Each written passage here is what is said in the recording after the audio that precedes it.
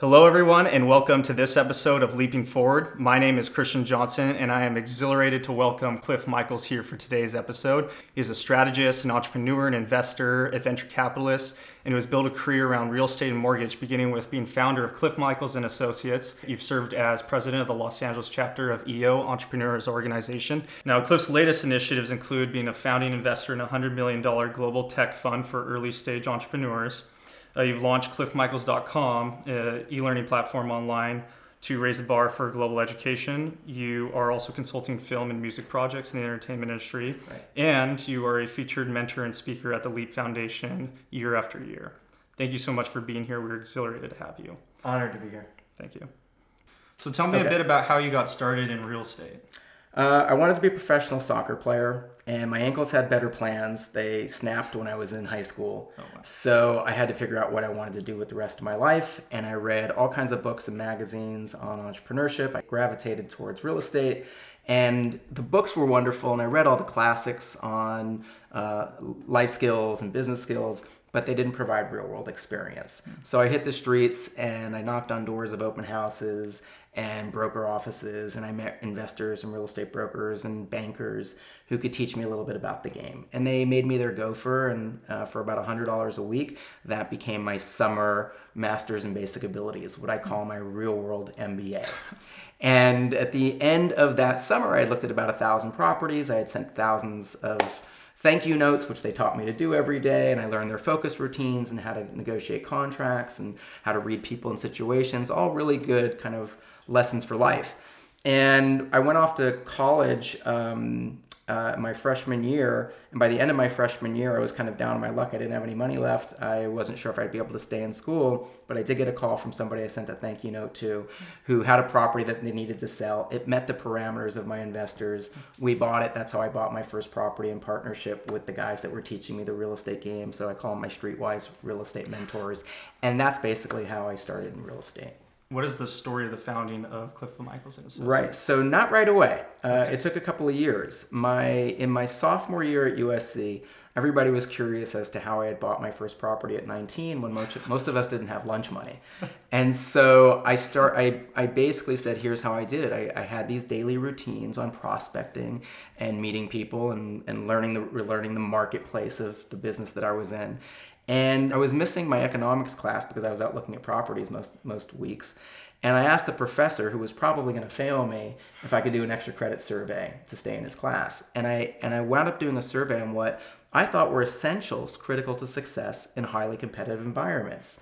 And I interviewed teachers and professors and CEOs and high-performance athletes and the top students.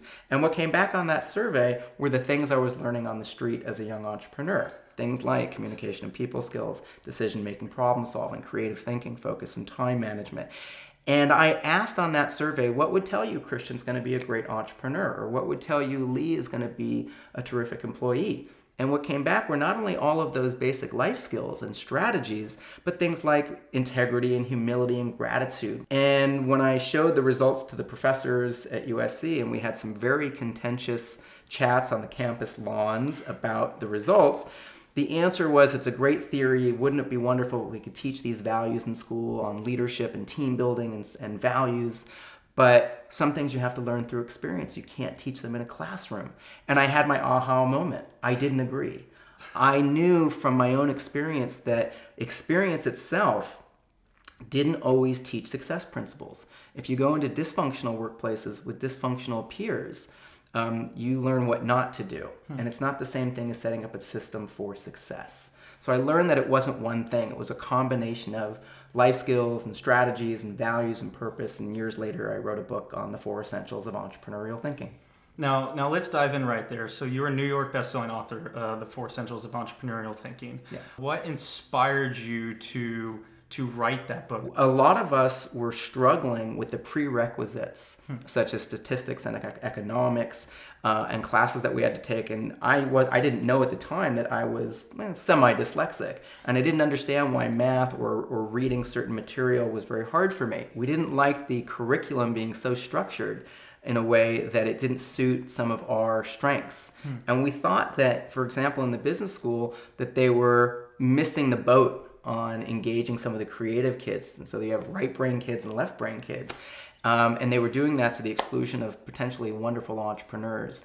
And a really good example I like to give is, my parents are from Brooklyn. I'm highly verbal. So I might consider my strengths to be communication skills or people skills. But if I don't listen well enough, it's a weakness, right? And I would find that my friends who sometimes were shy or introverted were the best people to read people in situations, or to listen the best, and they could be the best project managers and better entrepreneurs sometimes than the guys that start the companies or that come up with the great ideas. So we needed this combination of talents, not any one thing. So in the end, I wanted to give back to global education and raise the bar for corporate training. That came many years later, and I went out and started in my own businesses first. But what I found was getting people that had different skills and finding what their core competency was just as important to what I did best. What have you learned about the importance of having different types of people or personalities on projects you've been involved with, or who can be a leader on those projects? It's critical. I like to say that if you first have the humility to know what you don't know, aren't good at, don't like to do, or don't have time for, you can focus on what you do best. And then you can build these amazing teams. You can be a highly effective leader because you can delegate, collaborate, or even eliminate the rest. That's the best poetry that I have. But the way that you build great teams is you actually don't impose your passion or purpose on others. And at the end of the day, it's really about finding out, well, what's Christian's purpose? What's your passion? What gets you up in the morning? And if I can tap into that, I'll get the assignment right for you. And then you love what you're doing. So it's not about me. It's not about my idea. What I found with great entrepreneurs or great leaders is they find how to build great environments and provide the resources for the people and find out what they want to do and what they're passionate about. And that's how you build great teams. So one of the things I love that you just said is the importance of surrounding yourself with people who are really good at something, and not necessarily what you're passionate about, but what they're passionate about. The Carnegie philosophy says something along those lines. It says, you don't necessarily have to be the smartest person in the room. Find people who are smarter than you and help them excel towards your goals. What are your thoughts on that? If you only get people that are, in theory, talented or smart or have a degree, it doesn't necessarily mean they have the work ethic. Or if they have your shared passion and purpose, that's great. But are we also tapping into some of their purpose principles? You do want passionate people for sure, but you also have to have people that are organized. So sometimes you could have 10 organized people, all with 10 different talents, but there's no synergy because none of them have time management, for example. So when we talk about getting the right people on the bus or in the room, we also may need somebody in there that can wrangle that team in a way that makes them effective. Excellent. And one of the things you talk about with work ethic that in our conversations about entrepreneurship, I think is fascinating, is the difference between being an entrepreneur, actually going and starting a thing, and being an entrepreneurial thinker. Am I an entrepreneurial thinker, or in order to be an entrepreneurial thinker, do I have to actually go start a company and be an entrepreneur? My favorite question, the answer is no. Okay. In my book, and I mean this literally and figuratively, the barista in the coffee shop, the snowboard sensei, the high-tech CEO, the athlete, anybody that's doing something with creative thinking, the intrapreneur within an organization who makes it tick, the sales and marketing people who have better ways to drive the organization, quite often are far more entrepreneurial than the guy or the girl that starts the company who may have a great idea but can't execute. So as you'll find, I don't believe in absolutes one way or the other. You want to have this combination of talent, you want to have a combination of work ethic, and you definitely want to have an environment that's fun and engages people in a way that it kind of gives them the resources to do what they do best. What are the 4 essentials for entrepreneurial thinking? Okay, so the 4 essentials are a combination of life skills, action strategies, core values, and purpose principles. So let's start with the first one. Life skills. This is an ability to define success by your standards, not the standards of others, having an entrepreneurial mindset, having a creative and curious approach to things, having a carpe diem spirit, understanding there's going to be chaos and challenge and change, practicing with purpose, not just practicing for the sake of practice. All of those things are a combination of skills and abilities that we all have. Mm-hmm. So that's why it's not just somebody who starts a company. It can be anybody within an organization. It can be a creative artist or a musician who is entrepreneurial thinker. So the life skills are important to everybody, regardless of career, vocation, business. The action strategies are next. What good are skills and abilities without hardcore action strategies? Mm-hmm. Communication and people skills, decision making and problem solving, focus and time management, building teams, hardcore goal execution with benchmarks, timelines, accountability, right? What could the skills and strategies be without values? Integrity, humility, gratitude, patience, tolerance, having a sense of humor. All of those things matter. Sportsmanship. And what would the values be without purpose? Why are you doing it? Your passion, your friends, your family, your health, your giving back and contribution. What good would the values and purpose be? You're a wonderful human being, Christian, but where are the execution strategies? So we have people that have combinations of maybe one or two or three, but if you leave out one of those pillars, there's a very good chance the endeavor, the project, or the career, or the business isn't going to succeed at the level it could or should, may fail completely. But if you put some of those things together, and nobody masters all of these things, but if you put enough of them together with the right team, you increase the odds for success tremendously. You minimize the downside tenfold. Now, how can someone use these 4 essentials in their daily life, whether they're a student working on a project at school, or they're a new budding entrepreneur launching their new business? So one of the core principles that linchpins everything is focus. And if you then focus on what you do best, then you build the better team. You're a more effective leader as an entrepreneur who has a business, or a project leader, or working in a career environment with others. So you can delegate and collaborate. And here's the difference between the two. The delegation it's off your plate. You're not going to whine and complain about what doesn't go right. You trust in the person that you trained or the partner you took in, and you let them do what they're going to do best of their ability. Collaboration is, we're going to work on this together, and you're going to bring your skills, I'm going to bring my skills. Okay? And elimination or postponement is, neither of us can delegate or collaborate right this now because it's not in our focus or time management wheelhouse. And that's how you apply these things better. Nobody does it all. You figure out what little thing can you do in your prioritization of goals and objectives, and what can you delegate and collaborate. Excellent. Cliff Michaels and Associates has closed nearly $1 billion in transactions. How do you choose what project or company you're going to work with? Sure. So most of that first 20 years of my career was a combination of real estate, mortgage, and private equity. It evolved into a little bit more with entertainment and education in the last 10 years.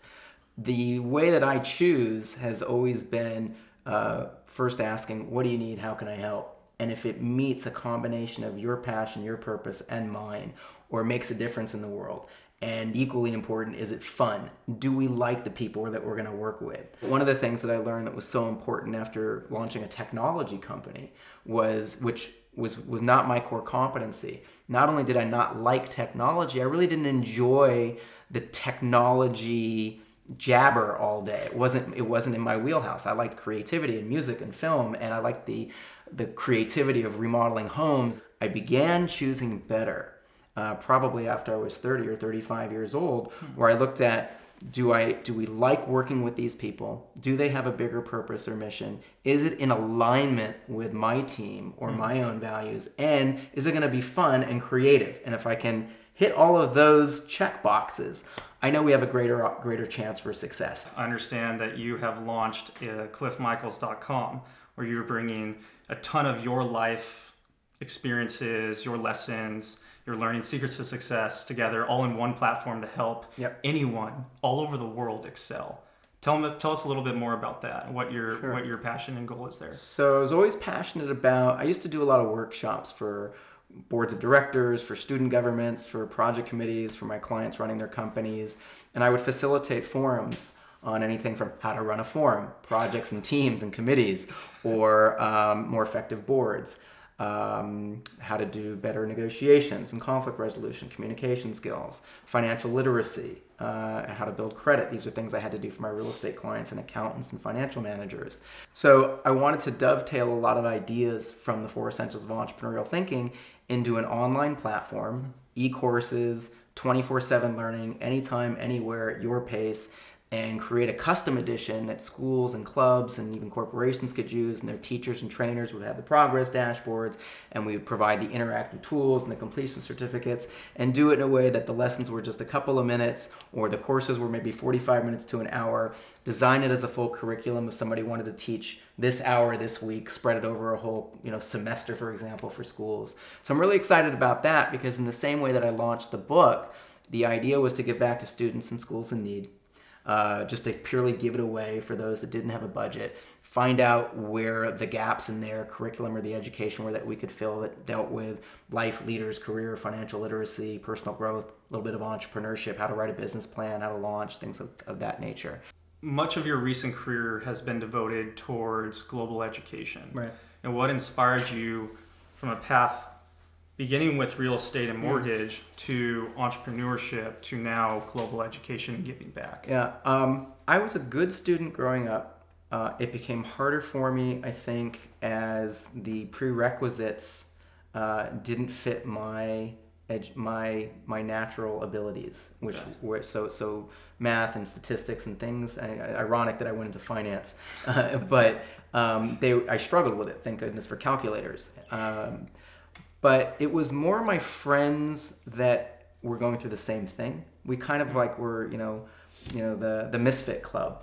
Everybody had a challenge with something. And so in talking to parents and teachers, it wasn't enough to figure out what's the standard going to be in a classroom as far as the curriculum.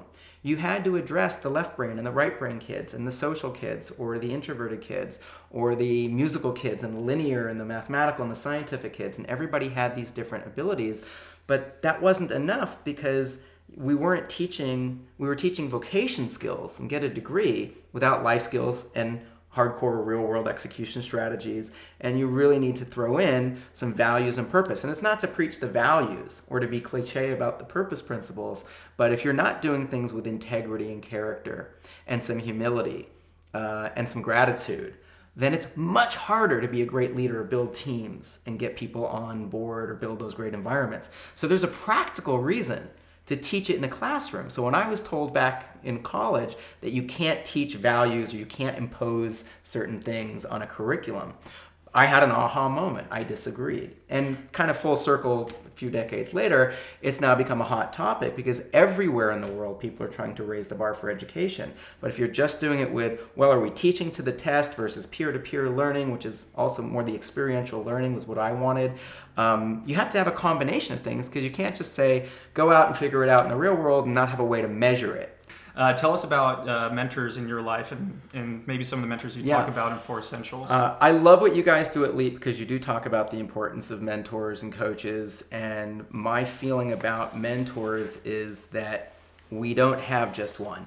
Mm-hmm. We're going to learn from many different people at different stages in our lives, and we're going to have different purpose and goals and objectives at different times.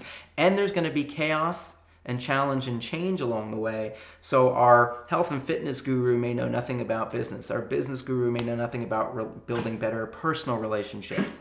So the combination of things that I can learn from a book or an artist or a musician or my virtual mentors through time, the Da Vinci's and the Greek philosophers and the Edisons of the world, through the creative artists, the Spielbergs or the Beatles,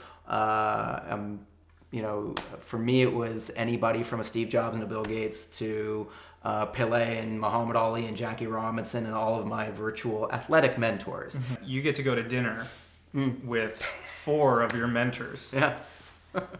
Who do you choose?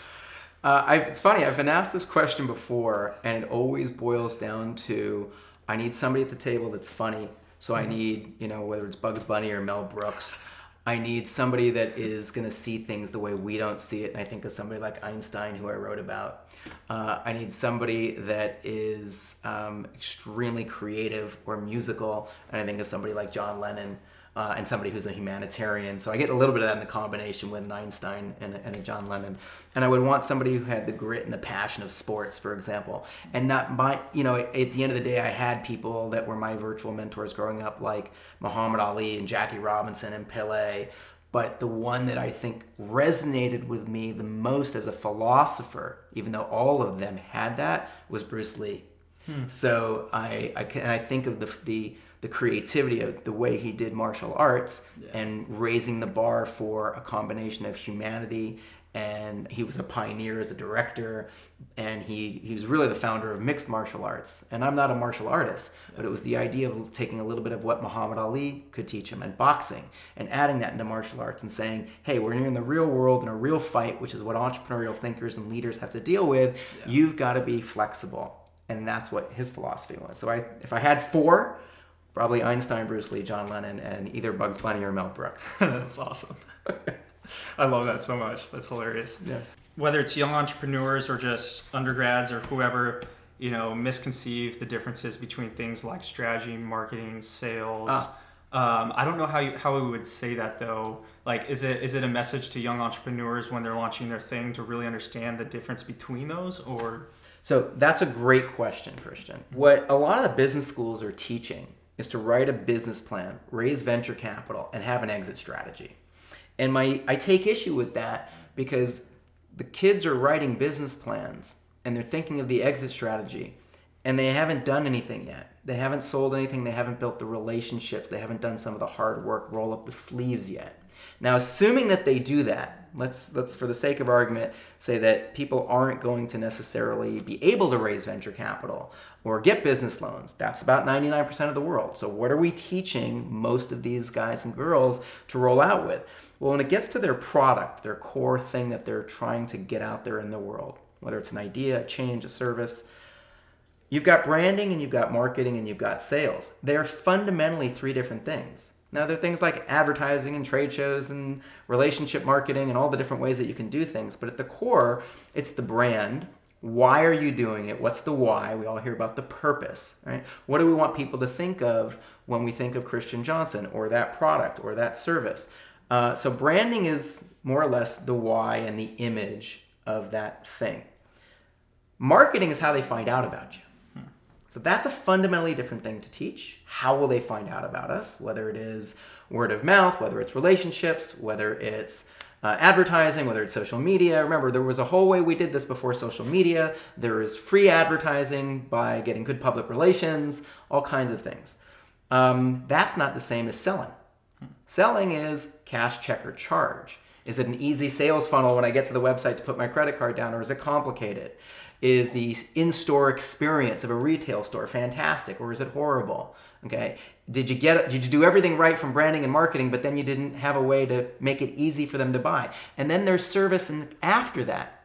Okay, what are we doing with that customer after we've sold them? Are we saying thank you? Are we showing gratitude? Are we making a value-added experience for them? So all of that is a combination of what venture capitalists and business people will call the unique selling proposition or the unique value proposition. Everybody has features, right? The bells and whistles of the product or the service, but what are the benefits? What are we getting out of it? Is it going to make you feel better, lose weight, be sexier, improve your life, make you more money? Whatever it is, can we get all of those elements in there? Now we understand how to build a business. Assuming we've built good teams and companies and we had a good, competitive advantage to begin with, and that's a whole other dialogue. Transitioning from there, so Christian Johnson is a young, recently graduated from college, maybe even high school, entrepreneur aspiring to start their first company. Yeah. What, maybe in 30 seconds, what is or are your biggest recommendations? Highest recommendation is to make sure that you're doing something for the right reason for you, that you are identifying a problem or a need. Why does this company exist? Why do you exist? Why is it important? Because your business will have to take away market share from somebody else that has it. So how are you going to do that? Or if you're fulfilling a new need, okay, how are you going to get people to start spending money on something that they didn't before? So those are a couple of keys. From there, it's what we discussed earlier. It's the humility to know what you don't know, aren't good at, don't like to do, don't have time for. You focus on what you do best. You delegate, collaborate, eliminate the rest. That's how you build that great core team. You find the talent. You network like crazy to find good relationships, people that want to work with you. Who will those early adopters be in our, and that we can, be our linchpins and our evangelists for the business or the product or the service, whatever it might be, and make a difference. Have fun with it. Make a difference. Do something that genuinely affects the lives of others in some way. You do that, it will come back to you many times over. Don't forget the gratitude and the thank you notes. Excellent. I want to touch on the third thing there. Fun. Yeah. How important is it to have fun in your entrepreneurial venture or two, in life? Yeah. When I wake up every day, that's health and fun are number one, in addition to friends and family. So if those four things don't collide, then the thing that I'm doing in business doesn't work. Doesn't matter how much money it makes. Doesn't matter if it's a bestseller. Doesn't matter if people love it and like it. If I'm not taking care of friends and family, making some difference in the world, having fun, taking care of my health, it doesn't matter. So that's my filter. You have your book. You have the online e-learning platform. I understand you also are on social media too, Yes. and LinkedIn. Are there ways that our audience, our viewers, listeners can follow you, engage with you, learn about what your current initiatives are moving forward? Sure. So current initiatives are, we want to impact global education. We want to give back to students and schools in need.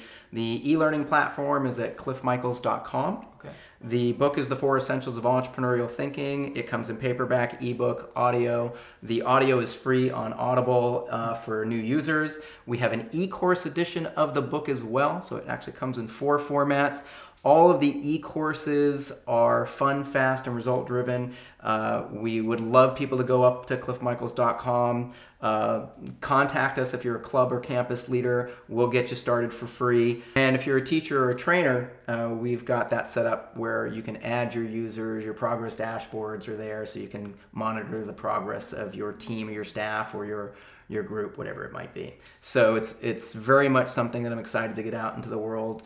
We hope to be in 50 states and 50 countries this time next year. The courses are a lot of fun. I personally narrated them as well as narrating the book, and it's fast-paced. I think you'll get a kick out of it. You've really committed a lot of your life to giving back or committing to really important causes, whether global or local here at home. Yeah. I understand we have a special guest here today who can really help share that story. Yeah. Is Lucy able to come on camera right now? Lucy, you want to tell the folks at home a little something about your story, or do you want me to share your path and your journey? She's a little quiet. So you asked me about the things that are important to me. Yeah. Giving back is important, and I've worked with global causes from hunger and water and cancer research and AIDS and education. But one of my greatest passions is animal rights. Mm-hmm. I get as much of a thrill saving a puppy or working with kids at risk. And what I found also was sometimes bringing a puppy to the hospitals or to the kids that were at risk not only changes their perspective on who they can help, whether it's something this small, a small creature, or their friends or their community. It's all tied together. So this one has a great story. She was about 5 pounds, emaciated. The doctors weren't sure she was going to make it. She was a rescue and a street dog. And at the end of the day, I was walking by with a bad knee, limping along where the rescue center was, and I looked at this face, and I couldn't help but pick her up. And she was all nicked and cut up, and I basically figured, okay, kid, you and me. I had to heal my knee and go on long walks every day, and she had to do some healing as well. And within a few months, she started putting on weight, and the doctors were amazed. They called her the miracle puppy, and I call her Lucy the warrior pup because she survived the streets. She survived parvo, which is a virus that most dogs don't survive. Wow. And she's changed my life because when I wake up every day, she reminds me it starts with fun and food. Yeah. No, that's amazing. It's so cool to always come home to someone who's just so excited to see you too. So that's an amazing story. Oh! You want to wave to the camera? You want to wave? Come here. You want to wave? Bye, everybody. Bye. Well, Cliff, thank you so much for taking the time to be here on Leaping Forward. Look forward to hopefully having you again soon at Leap. I understand you're going to be coming this year as a mentor to Leap. Been a mentor every year. It's always a pleasure and an honor to do it. You guys are doing great things. So thank you, Christian. That's fantastic. Well, thank you. And thank you to our viewers and our audience.